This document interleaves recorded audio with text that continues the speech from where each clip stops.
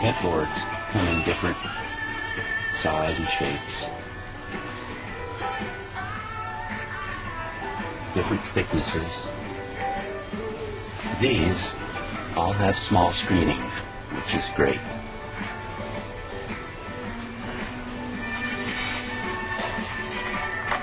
Cracks, all these little spaces around the tops of those vent boards need to be sealed. And these found an opening right there.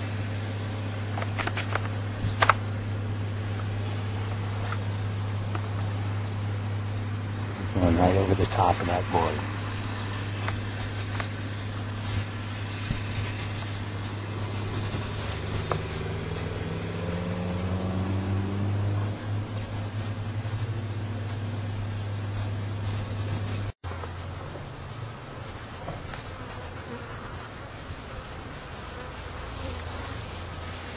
That's what they accomplished.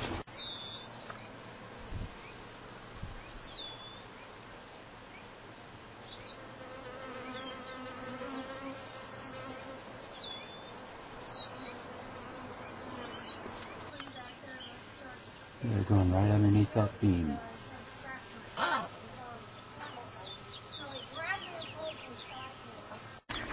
See, they're going over the top and in that corner.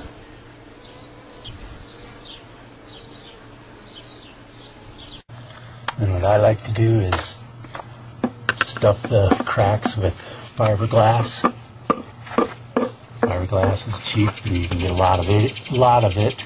And bees don't deal with fiberglass.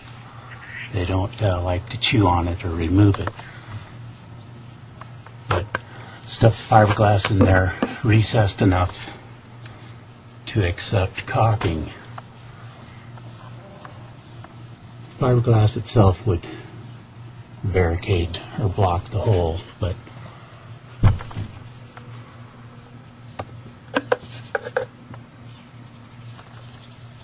caulking over it gives you a good double barrier. Well, look at that L molding. There we go, right there. That they put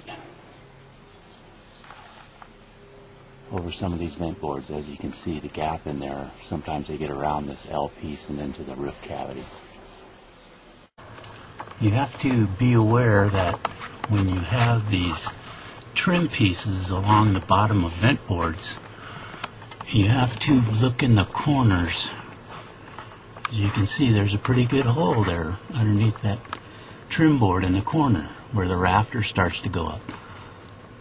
So you need to be aware when you're sealing houses that you need to look in these corners and plug these big old holes that are there in the corners. So you want to stuff fiberglass into that hole and then caulk over it.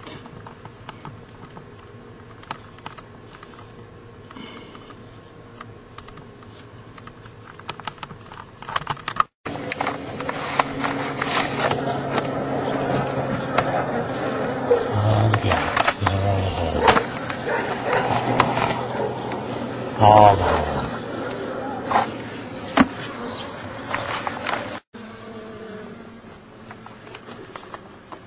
Bees go through 1/4-inch screening. So what can you do with these 1/4-inch screenings?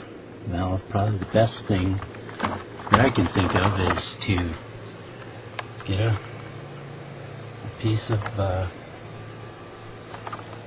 this is that quick screen, quick mesh. Cut it into a square, and if it slides underneath the trim here, great, but get it over the hole and screw it on, and then you can paint over it and it doesn't look too bad.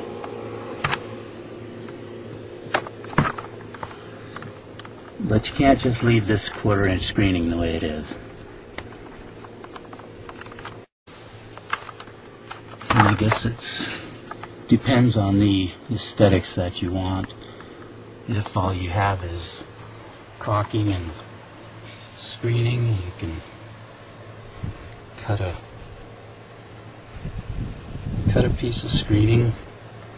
This is aluminum window screening that's about 3 inches, and you can put it in the hole, and if you can push it in, that's great. This is a piece of 1.5 inch ABS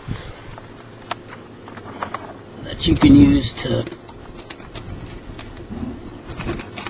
push it in there, and then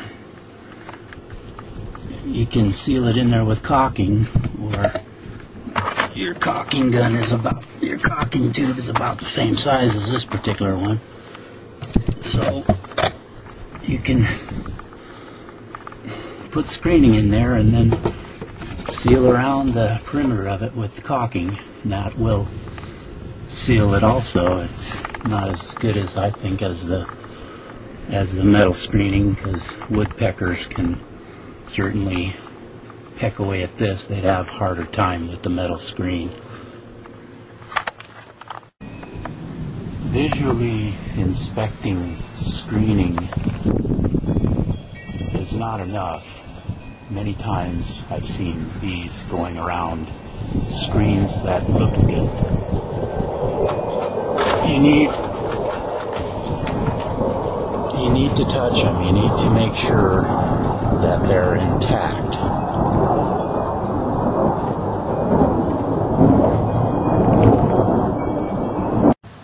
Put a bead of caulking around it.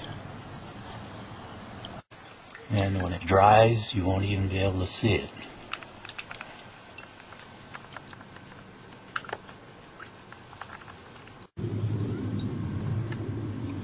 Now this is the kind of entry point bees would love to find. Woodpecker pecked out the screen, made a nest inside. So you can see the metal tape they had over it wasn't much of a deterrent.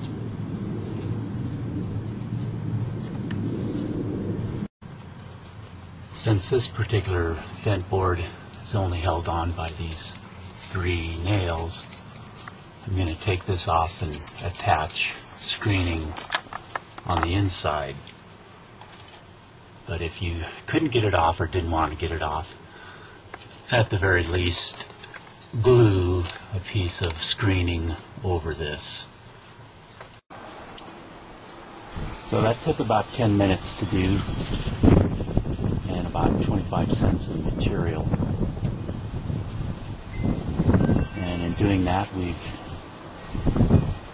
prevented the bees from getting in, saved the bees, saved these people potentially thousands of dollars, saved Grandma and the Yorkshire Terrier. So it's well worth the effort.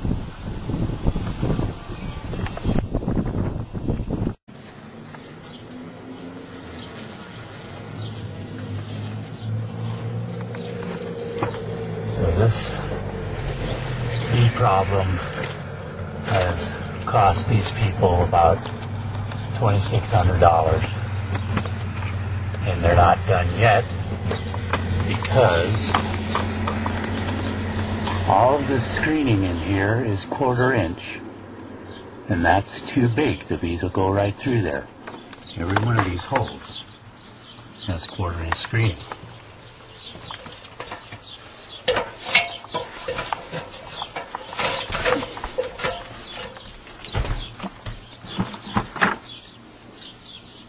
Quarter-inch screening. It's too big.